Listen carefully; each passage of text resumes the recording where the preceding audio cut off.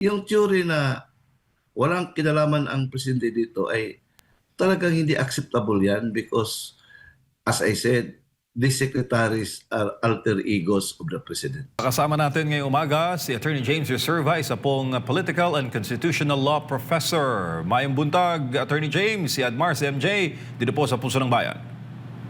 Mayang buntag, good morning, Admar, good morning, MJ. It's nice to be part of your program. I'm honored. Opo. Sir, pag-usapan natin, mag-almusal tayo sa usapin ng Supreme Court. Ano po ang inyong major takeaways sa naging pagdinig po kahapon and sa public perception? Mukhang nabibigyan tayo ng avenue na na-vent yung frustration ng taong bayan doon sa mga bagay na dapat sana ay napanood natin sa congressional investigations o sa Senate investigations kaugnay po sa Pondo ng Bayan. Pero doon natin nakuha yung mga ideya na yan sa pagtalakay po kahapon sa Supreme Court. First, I would like to give my snappy salute to the Supreme Court, especially to Senior Associate Justice Marvic Leonen, for giving us hope that still we have the last bastion of democracy. At nakikita natin, if it will continue, it will give us inspiration na at the end of the day, there is still an institution that will save our democracy and eventually justice will be served, especially to the unprecedented nakakasuka na nakawan ng ating bayan, nakawan ng ating kaban ng bayan, the trillion flood control scandal. Makita natin na through the incisive questioning of the Supreme Court justices, the responsibility ay papunta sa Pangulo, which is really the case kasi nothing will happen, no budget will be approved without the approval of the President. Sir, how is it for you na kayo rin po ay maalam sa usapin sa local government? Ginamit po yung katagang maleta sa Supreme Court, which is isa pong terminolohiya na sikat ngayon. Kaugnay po sa flood control anomaly, paglabas po ng 18 ex-soldiers dito po sa usapin ng korupsyon. Well, they are human beings. While it is true that the justices of the Supreme Court are just like gods and goddesses who are passive, who are not, who are living a hermit life, that shows that they are listening. They are monitoring the developments of the country. And just like you and me, ordinary Filipinos, they are also appalled and shocked by the magnitude of corruption that has taken place in our country, because they are also part of the victims. Atin pera ito eh. Everyone is a victim of this graft and corruption. So they are not closing their eyes, at saka yung malita symbolizes the enormity of the graft and corruption na hindi pa nangyayari sa ating kasaysayan. Ngayon pa lang nangyayari, MJ, na that must be condemned. Talagang may hustisya na mangyayari, but apparently it is being covered up. Yung Senate Blue Ribbon Committee natin na by tradition, yan man ang body na talagang masigasig to investigate corruption, but ngayon ay sila na ang body na nagko-cover up nitong scandal na magnitude na hindi pa nangyayari sa ating bansa. Sundan ko lang yung line of thought mo, sir. So meaning, pinapakita ng Supreme Court yung weakness ng Senado, ng Kamara at ng Kongreso na dapat yung trabaho nila sa pag-iimbestiga sa issue ng korupsyon. Bilang meron po silang oversight powers doon sa... That is highly, yes, sir. That is highly speculative, MJ. Tayo, nag-observe lang tayo. The point is, sila ay, kung if the justices of the Supreme Court, one justice, I think, Justice Hernando, used the word maleta, talagang makikita natin na sila mismo ay nasaktan sa reported na corruption na ngayon ay mayroong mga brave soldiers who were participants of these, who were witnesses of this crime, and yet their testimony is being blocked, their testimony is being suppressed uh, by the institution, which is the Congress, be it in the House or in the Senate, so that this corruption will be exposed to the public. Kasi yan naman talaga ang purpose ng why we have a legislative body. Kasi yung legislative body, it's not only designed to craft laws, it is also mandated to oversee yung oversight functions nila sa mga nangyayari sa ating bansa, like acts committed by other departments of the government. Sila sana yung vanguard. Pero nangyayari, hindi na sila nag-perform ng kanilang duty. The Supreme Court is supposed to be a passive body. It cannot act unless its jurisdiction is being it's being asked to it's being invoked. There is a actual case or controversy. Hindi ka sila pwede magbibigay ng opinion. So, ngayon, matagal na ito na dapat na expose na sa public so that the public will understand. Ngayon, doon pa sa kanila. Parang sila pa, bakit kami pa parang di naman namin sana trabaho ito. Trabaho nila is to write decisions based on actual case or controversy that is being brought before them. So, it shows, to my mind, frustration and disappointment. Opo, sir, bago lang sa partner Admar, anong assessment po ninyo doon sa pagtatanong ng Supreme Court doon po sa Solgen sa issue po nung kailangan ng approval ng presidente para po maggamit itong mga unprogrammed appropriations. Sa 2025 GAA, meron pa raw na ganoon ng provision. Pagdating daw po sa 2026 o pagdating sa budget na bago, wala raw po ganoon na parang nilalabas sa equation ang Pangulo na dapat pag ginamit mo ang unprogrammed funds, alam ng Pangulo at mayroon siyang approval para ito'y magamit. The point is, MJ, under our setup, itong mga secretaries are alter egos of the president. They are extension of his or her personality. All acts of these alter egos are deemed to be the acts of the president unless reprobated by the president. Ngayon, hindi pwede kahit na walang batas, they cannot insulate the president of a certain action done by cabinet secretaries because that is part and parcel of the alter ego principle, the qualified political agency doctrine, na all acts of the secretaries are deemed to be the acts of the president. So, how much more if there is a law that provides that everything is approved to be approved by the president? So, yung theory na walang kinalaman ang presidente dito ay talagang hindi acceptable yan because, as I said, the secretaries are alter egos of the president. Tsaka command responsibility, sir, no? Hindi lang command responsibility as if siya ang gumagawa yan. As if siya. Yan ang principle ng qualified political agency doctrine. Opo, attorney, may buntag, bukal, may buntag. Dito buntag, tayo sa kabilang po sa mga napag-usapan nga dito ay natanong nga itong Solgen kaugnay doon sa 8-point agenda ng Pangulong Bongbong Marcos Jr.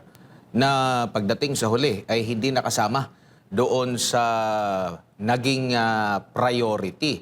May paliwanag doon na kumbaga parang may say ang Kongreso kung ano yung kanilang paglalaanan ng pondo. Pwede po ba yun, Attorney? Kung ano ba ang sinasabi ng executive, ito yung aming mga proyekto, dapat yun lang ba, doon lang mag-dwell ang Kongreso o may say ang Kongreso na hindi, ito yung gagawin naming priority? Actually, itong budget process ay ito yung blending of powers. Nag-blend yung powers ng executive at saka legislative. Kaya nga, while it's true that the power of the purse is lodged in Congress, but this budget will emanate from the executive branch which is headed by the President. Walang budget na mangyayari kung walang proposed budget na isubmit ng executive branch doon sa Kongreso na mag-originate o mag-emanate sa House of Representatives. Blending of powers yan. So, dapat nagkasundo. Yan ang prinsipyo ng batas. In fact, may mga mechanism dyan, LEDAC, na para mapabilis, alam na ng Kongreso kung ano yung mga agenda ng executive branch para iisa ang direksyon. That is the theory. Now, ang actual ay diferensya na yan.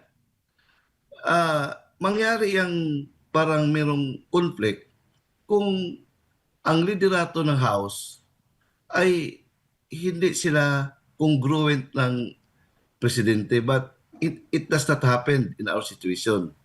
Kasi walang maging speaker kung hindi binasbasan ng presidente. So, it presupposes na nagkasundo yan sila.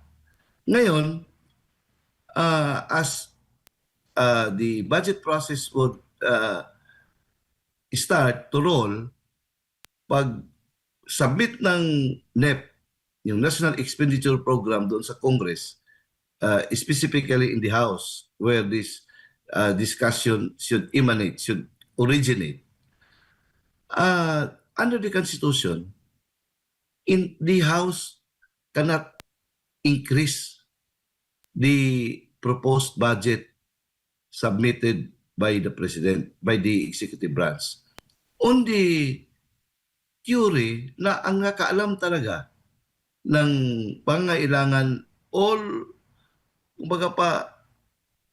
factors ay ang merong expertise diyan ang executive branch, kasi sila, imagine yung budget, nag-umpisa yan from the start of the year. Kasi merong down the line yan, every department, merong mga proposed budget sila, isubmit yan sa kanilang region. So in other words, merong study dyan sa executive branch. Kaya binigyan niya ng parang due recognition and respect. Kasi ang congressmen, they are not expected to study yung mga economic condition ng bansa, kasi isang congressman, ilang staff lang siya. So normally, ang concern niya ay parang parokyal. Kung anong kailangan ng kanyang district, baka pwede i-incorporate doon sa National Expenditure Program, but the program itself, nandiyan yan sa office of nandiyan yan sa executive branch. Yan talaga ang theory. Ngayon, kung naiiba na ang priority doon, kung ako ang presidente, magalit ako diyan. Kasi ako man talaga, kami man ang nakaalam. Yan ang pangangailangan ng bansa that is being carefully studied by our economic team, by lahat-lahat ng mga national security sector. So, dapat bigyan niya ng... Kaya nga, yung mga concerned agencies, they have to defend why, bakit ito ang proposed budget ninyo. What is your basis? Justification, kaya nga i-defend yung budget. O, para the congressmen will be enlightened. But if the Congress will be the one to change the priority, that's the abnormality. At saka ang daming tanong diyan, bakit nangyari yan? At saka hindi mangyari yan kung walang final approval din ng presidente. Oo nga po, kasi bago pa man na magkaroon talaga ng struktura ang isang proyekto, doon pa lang sa pag-aaral, magbabudget ka na yan eh. Mayroon ka ng ilalabas na pera. Tapos at the end, hindi mo rin itutuloy. So ito namang mga ipinalit po nila na sinasabing mula sa unprogrammed appropriation, napunta doon sa program appropriations, yung nasa program appropriations, inilipat nila sa unprogrammed. Ito naman po hindi kagaya ng pag-aaral nila at may epekto sa ekonomiya, attorney. Kaya siguro ganito yung resulta ng ekonomiya natin ngayon. Exactly, Admar. That is a betrayal to the Filipino people. Wala nang seryoso na yung governance. Kasi they are supposed to serve us. Pero ang nangyayari ngayon, they are mangling the budget. They are parang sa Bisaya pa, ilang gigutad-gutad ang budget. Wala sa katawan, pero tuwa silang bulsa pa ingon. Mauna yung nitabo. And these crimes cannot be kept hidden from the public. Tingnan mo, who exposed this? It is nature. It is God. It was God. Meron na tayong pagdududa, meron na tayong mga reklamo, pero talagang nag-expose dito yung bagyo na nangyayari doon sa Manila na it turns out na ang dami palang pinupunduan. And the President himself, who boasted it during the State of the Nation address na meron siyang ilang thousands of flood control projects na ginawa dyan sa Manila area. Pero pagkatapos dyan, nagbaha. Yun na nag-umpisa. So, ang nangyari pala, ghost substandard. So, saan ba napunta ang perang ito? Until now, wala pang clear na kasagutan. Merong mga leads na sana, pero ang daming stumbling block, ang daming cover-up. So, pagtataksil ng bayan, pagtataksil ng taong bayan ang ginagawa ng gobyernong ito ngayon. Opo, attorney, lipat lang tayo ng topic, no? Dito naman tayo sa naging statement ni dating Speaker Martin Romualdez. Kasi ang una nito, merong pahayag ang ombudsman, lumutang kasi yung paghiling ng dating speaker na makapunta ng abroad, magpagamot daw, angioplasty daw, tapos hinarangan po ng Office of the Ombudsman at kahapon nga, meron siyang 11-minute video na nagsasabi doon na parang ano po yung basa ninyo po dito sa recent statement ng dating speaker po, attorney? Actually, meron akong observation dyan, kasamang Admar, in the past. In fact, last year, when Congressman Tiangco was very vocal against the speaker, right after the 2025 elections, meron akong observation na talagang ito si speaker ay ihuhulog nila. Yun lang. Pero nakita natin na hindi pa yun apparent. Kasi Congressman Tiangco, to my mind, would not have been bold enough to accuse the speaker without para sa akin lang, without the backing or encouragement of the palace, given the fact that he is a relative of the president. Both of them are relatives of the president. Yung suspicion ko ay parang nag-manifest. Yung parang nawawala na si speaker sa circle after he was removed, although pinagbigyan na parang Yung si Bujidi ay parang siya pa rin, but dinadandahan na siyang ah, parang chap chap na yung kanyang influence. Hanggang dumating yung punto na nag-announce si Ombudsman Remulla na a plunder case is being prepared against the Speaker, former Speaker, and Senate President Escudero.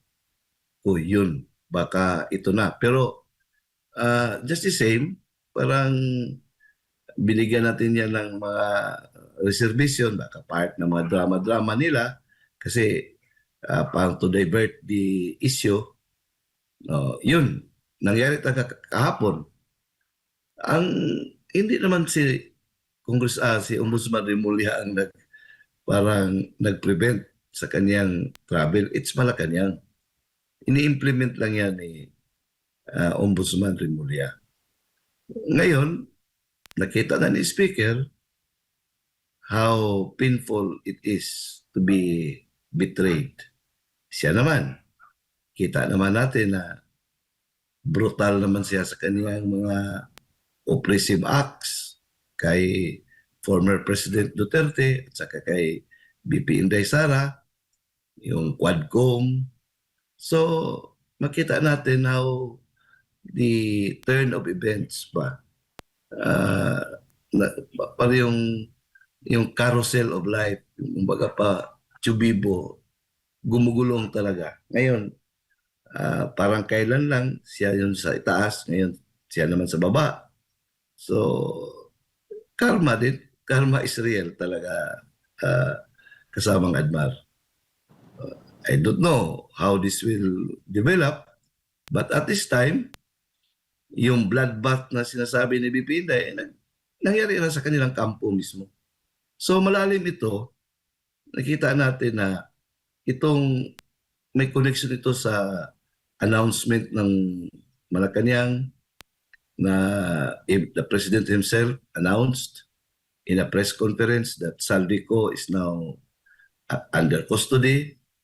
And then a few days after, ito na kay Speaker Romualdez. So, pag tayo mayroong mga niluluto na mga pangyayari ito, baka ang gawin ay naintindihan naman ni Speaker na parang ang intention ay gawin siyang scapegoat or sacrificial lamb, baka yan ang target para meron silang ipakita sa publiko, hey, meron kaming big fish. Ito si Speaker Romualdez at saka si Senator Escudero, yung mga mastermind talaga ng nakawan na nangyayari sa ating bayan. Pero malaman yung sinasabi ni Speaker. Diba? Marami akong alam na nangyayari sa present administration. At saka sabi niya, I'm not alone. So, that is an admission na kasama siya, pero huwag akong gawing sacrificial lamb. Kung that is a veiled threat sa kanya, I don't know how Malacanang will respond to it, but the clear, ang pinakamalinaw na nangyari ngayon ay nilaglag siya.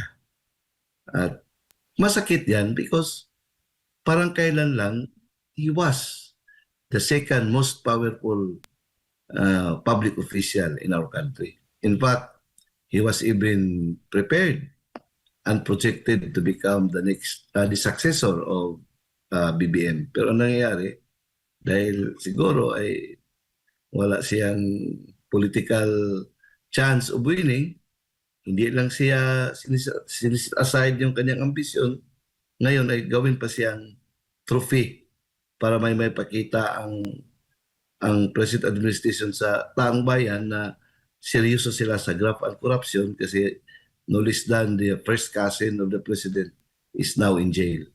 Yan ang hindi siguro niya matatanggap. We don't know how he is going to respond to it, but given the fact that the speaker is not just an ordinary person, he is powerful, he is yung financial muscle niya is very strong. In fact, yung mga mainstream media ay owned by his families or he himself. May capacity siya, he has the capacity to retaliate. We don't know how far this will go. Sir, last na lang, politically speaking, anong magiging epekto nito sa kabuuan ng Administrasyong Marcos? Kasi dito sa kabilang issue, ating pong tinututukan yung pagtugon sa krisis dala po ng Middle East War. Meron pang tanong ang taong bayan sa mga issue ng korupsyon. Ito pa sa kanilang sariling political sphere, nagkakagulo. Ano po ang nakikita po ninyo na maaasahan ng MJ, taong bayan? actually wala na tayong maaasahan pang seryoso na hakbang ang ating gobyerno ngayon. Kasi if this government is serious, it should have been serious from the very beginning. Ang nakita natin dito, serious sila sa pagnakaw ng ating kaban ng bayan. Walang iniisip, walang para sa bayan. Everything is band-aid solutions. Yung mga ayuda, yung mga, these are all mga dole-outs, hindi man yan, wala man yan sustainability. Tingnan mo, ano bang malaking proyekto na gawa ang ating present administration? Patapos na ang kanilang term. Walang ginagawa, kundi pag-decimate, pag-eliminate ng kanilang political rivals. Una, mga Duterte. Imagine, President Duterte was the one who allowed a decent burial to his father. Nagawa pa nila, hindi pa siya mananalo kung wala ang mga Duterte, nagawa pa nila tayo rin ng Duterte. BP Sara na walang, tingnan mo, Mayor, ano bang kasalanan ni BP Sara sa kanila? The only fault that BP Sara may have against them, kasi BP Sara is being loved by the people, that the people are really wishing her to lead the country. Ngayon, tinitira nila. Kasama yan si Speaker Romualdez. Tingnan mo yung ginawa nila na Quadcom. That was a waste of money, waste of resources. Instead na seryoso ang Kongreso to pass laws para sa kabutihan ng bansa, ang ginagawa nila, atupag nila para pulbusin ang mga Duterte. And yet, ano nangyari sa 2025 elections? The people, it backfired. The people showed to them that the people didn't like what they are doing. Ngayon, after that, hindi sila did not stop. Ngayon, sila na mismo nag-away-away. Pero ang tanong, what action has this government done for the betterment of the country? Even itong oil crisis, hindi man natin talaga, we cannot blame the president for this kasi wala man talagang control tayo sa nangyayari dyan sa US at saka Iran.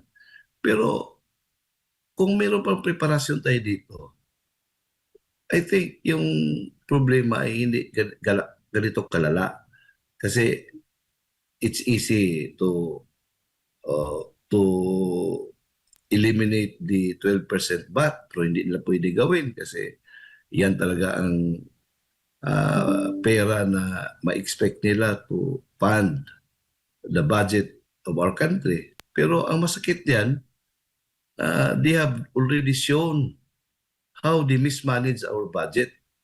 Hindi lang mismanage about yung sinasabi na management prerogative na project na dapat hindi dito, dapat doon. There's no question about it. But wala talaga, pumunta talaga sa kanilang mga pockets as reported out by these hindi lang 18 Marines, lahat na, Saldico was a participant. Nakita talaga natin, ang daming mga nagsasabi na mga persons in the know. At nakita talaga natin with our own, very own eyes na mga ghost projects. Imagine mo, ghost projects. Nagawa nila yan, binabayaran ng pera natin pero walang project. And okay lang sana kung isa, dalawa. Trillions. So, tanong mo kung anong nangyari ito, wala na. Palubog na palubog ito yung ginawa nila. Lalo pa itong ah, lalo pa itong nakapalala sa ating problema ng bansa. Itong impeachment. Alam mo, yung ginagawa nila ngayon, part ito sa impeachment nila narrative. Ginawang sakripisyo si Speaker Romualdez para sabihin na hindi selective justice yung kanilang pag-demonize kay BP Sara ngayon. I hope and I pray that our petition for the Supreme Court will be granted kasi ngayon, ano naman ang gagawin nila? Palpak sa kanilang script kay Madriaga. Ano naman kayang gagawin nila ngayon? May mga sal-in raw, may mga unexplained wealth. That is already fishing expedition. But their purpose is really to pin down BP Sara. Ngayon, silabay nila si Speaker Romualdez para sabihin na wala silang kinikilingan. Yung impeachment process kay BP Sara, it's all about accountability, it's all about justice.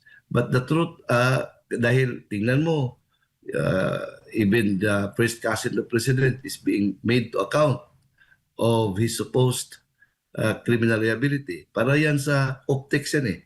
Pero hindi yan matangkap ni Speaker kasi bakit at my expense?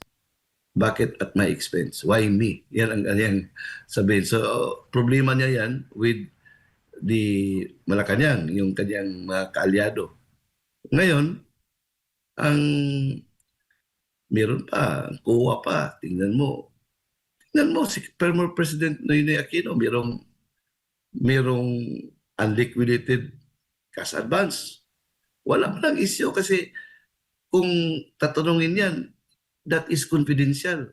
Ang sagot ng kuha diyan ay under review, confidential. Pero ngayon, inilabas nila. So, I don't know how talagang makita natin weaponized institution na kuha ay supposed to be a political body pero na-weaponized lang against BP Sara. Kawawa naman ang kuha din. Pero mayroong reckoning din ito.